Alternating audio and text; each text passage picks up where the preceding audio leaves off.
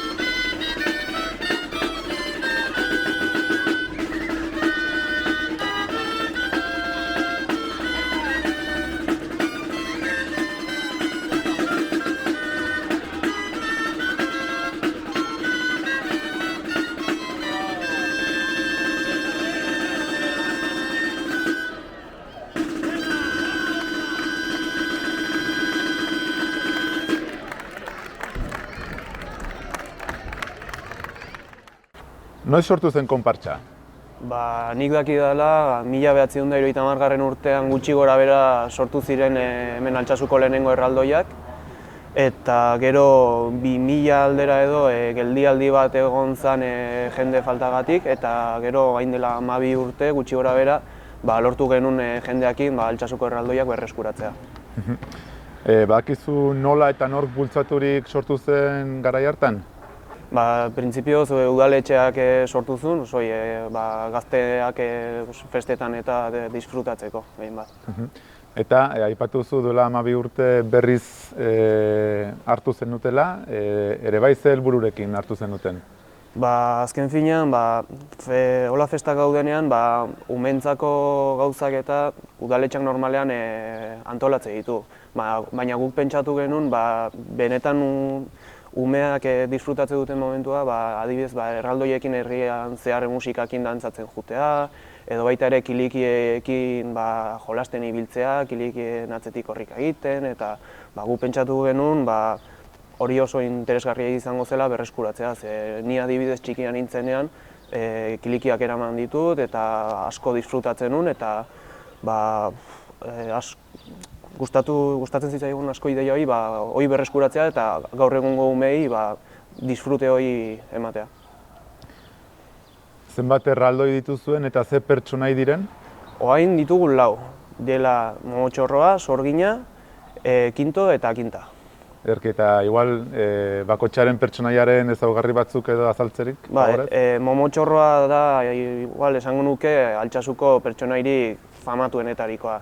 Altsasuko inauteriak nahiko famatuak dira, eta pertsonai hola nagusienetako bat Momotxorroa da, dela guri herria bezala asko representatzen digune pertsonai bat. Gero ere Sorgina inauteritan erabiltzen dugu, Sorgina hori inauterita Momotxorrokin ere mozorrotzen geha, eta Sorginak kulturalki akerrai erratzakin jotzen juten da, eta gero kintoa eta kinta, orain dela gutxi gehitu ditugu, eta Altsasuko kulturan parteko dien pertsonai batzuk dira ere bai. Hauek Santagedan egiten dira gehien bat. Santagedan urtero, 18 urte betertzen dituzten mendaldikoak, Santageda ospatze dute eta janzteria kinto eta kinta bezala. Eta nola aukeratu ziren pertsonai hauek? Pertsonaiak hasiera batean zeuden errege eta erregina afrikarrak, eta gero baita ere zeuden erregea eta Kleopatra. Baina gero erabaki genuen pertsonai batzuk sortzea gure kulturarekin erlazioa zeukatenak, ezta? Orduan hasiera batean gehitu genituen Momotxorroa eta Sorgina, dela Altsasuko kulturariko pertsonaik nagusienetaikoak.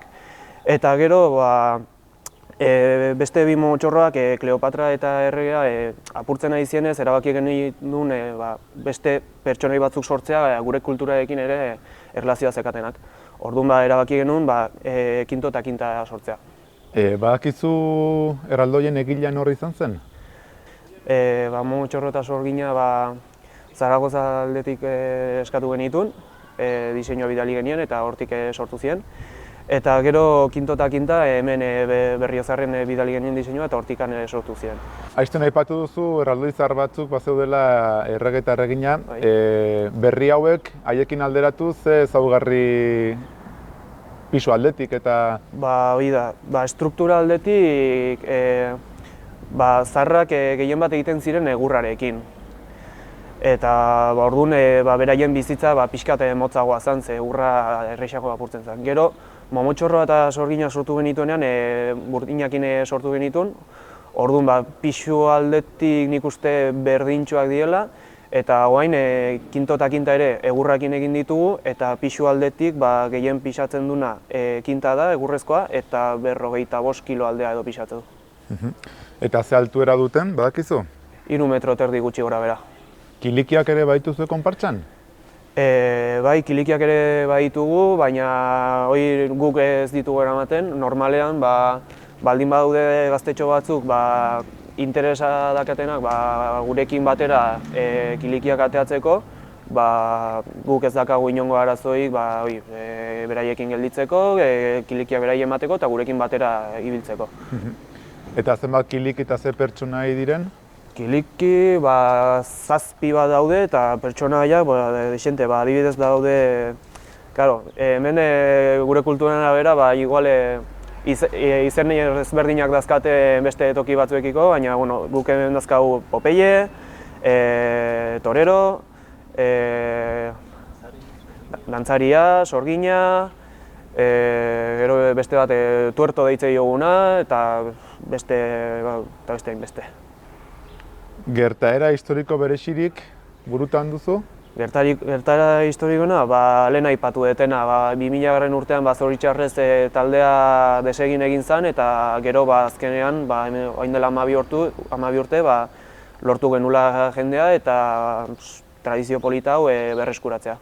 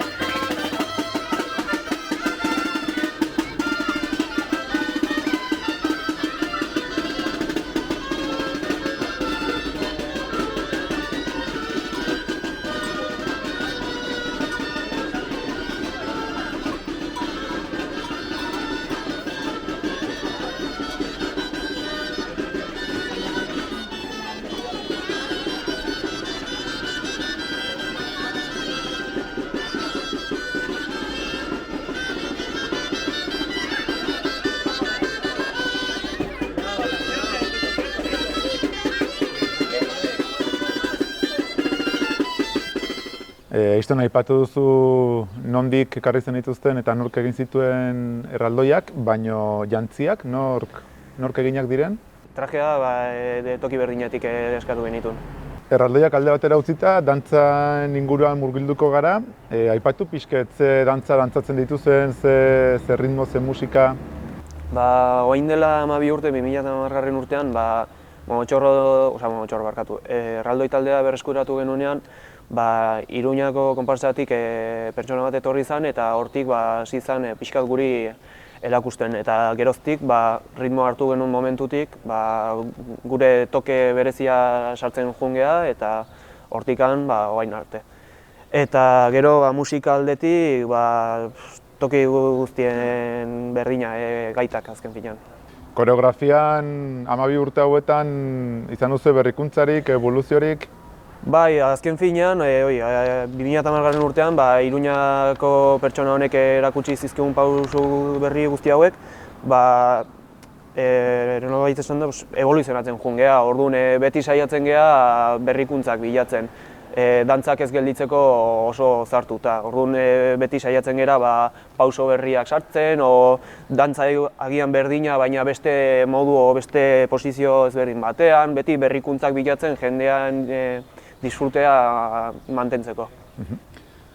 Ze ospakizunetan parte hartzen duzue?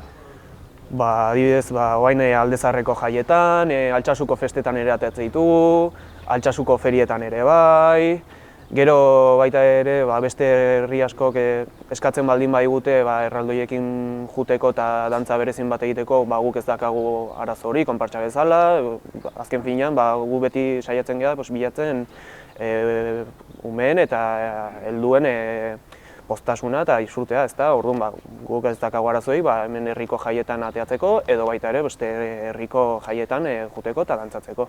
Gu beti pozik dantzatzeko. Konpartsa eta herriaren arteko lotura? Bai, herriai asko gustatzen zaio erraldoiekin eta ateatzea. Azken finean, gu beti erraldoiak ateatzen ditugunean, erraldoiak atera bezain pronto, hemen ikuste duzu heldu pila bat, umeekin, itxoitera la vida erraldoiak edo gai da vida kilikiak. Askotan daude itxoiten guk erraldoiak ateatzeko, umeekin disfrutatzeko ere bai. Beraiek familia bezala ere danok batera disfrutatzeko. Erten alda konpartsak bizipoza ematen diola herriari? Bai, nik esango nuke baietz. Nei behintzat asko disfrutatzet, erraldoia atea eta umen irribarriak ikusi eta gero atzetik ikusi eta gure alboan dantzatzen ere bai eta nei behintzat txikitan hori asko gustatzen zitzaidan erraldoiak ikusi, nola dantzatzen zuten. Ikuste duzu 3 metro terdiko erraldoi bat esaten zu, ostia, ze handia. Ni gustatzen zait pentsatzea, beraiek transmititu zidatena bere garaian, ni orain nahi naizela beste umei transmititzen bai.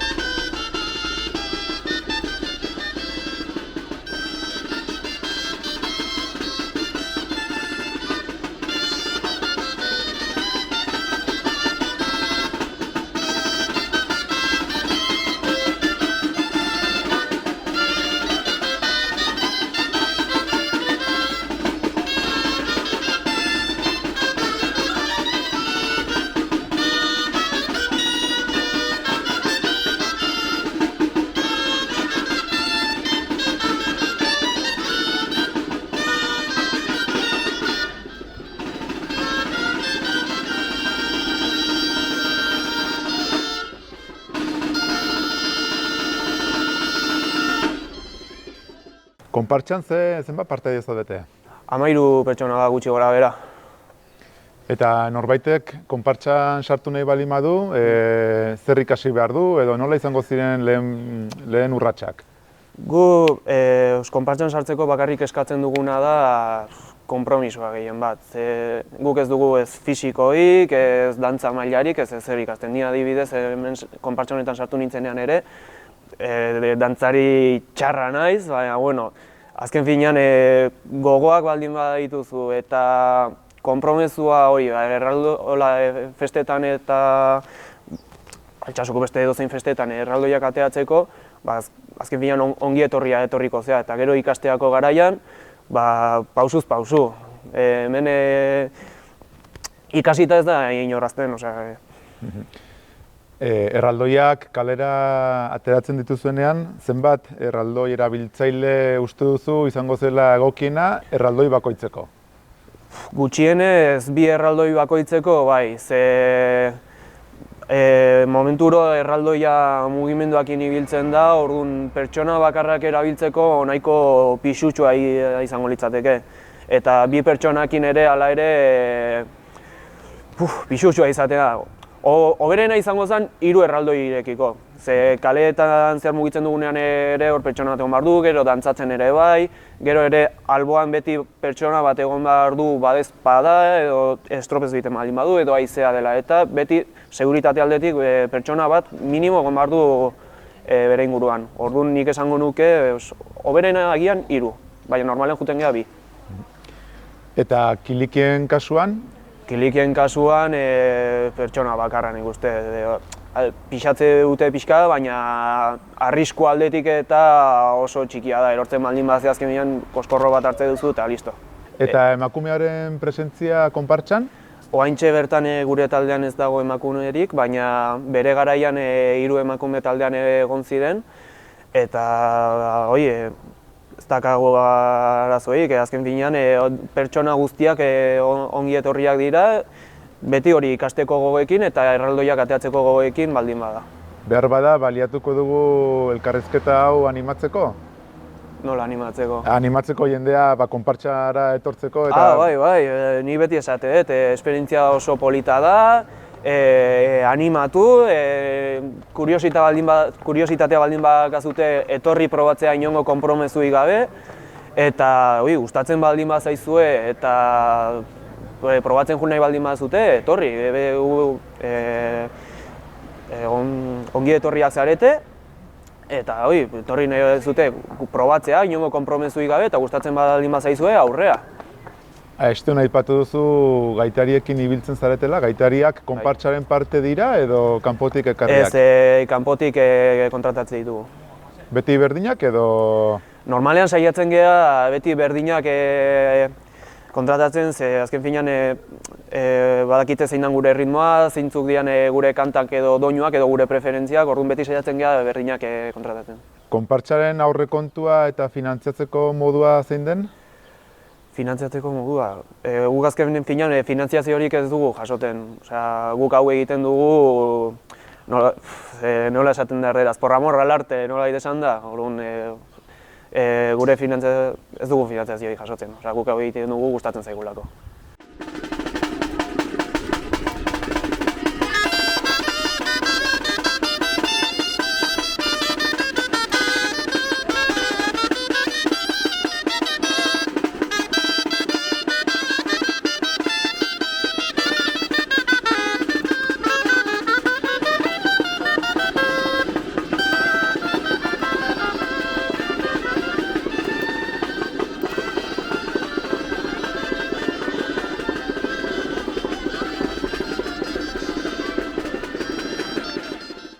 Erraldoietan, zein den pertsonai gustokoena, maitatuena?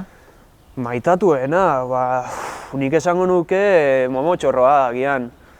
Ze azken finean txikitatik inauteritan eta momotxorroa da pertsonairik destakatuena, osea esanguratsuena. Eta umeak momotxorroak ikuste dutenean, dakate beldurra eta aldi berean ilusioa, ez? Orduan ikusten dutenean momotxorra erraldoi gisa ere berriz, nik uste dakatela inauteritako sensazio berdina. Aldi berean beldurra delako momotxorra eta handia, baina beste aldi berean ilusioa ikusteko momotxorra dantzatzen eta hori. Eta kilikietan? Kilikietan ez dakit egia esan. Nik esango nuke igual itxusiena. Azken fina, ala kiliki hori ze itxusia, nik uste igual destakatuena izango litzateke. Bueno, elkarrizketa akitzeko, aurrerantzean ze asmo dituzue? Aurrerantzean, berdin jarraitzea eta ahal baldin badugu gure taldea handitzea eta hola erraldoi gehiago ateratzea, ba, asko gustatuko litzaiguke, baina oraingoz behintzat talde bezala jarraitzea, talde hau mantentzea, mundu guztiaren ilusioa mantentzeko, eta hemendikan gora eta aurrera. Ederki bada, ba, esker mila eta Eskerrik asko segi zuri. bizkor. Bai, eskerrik asko.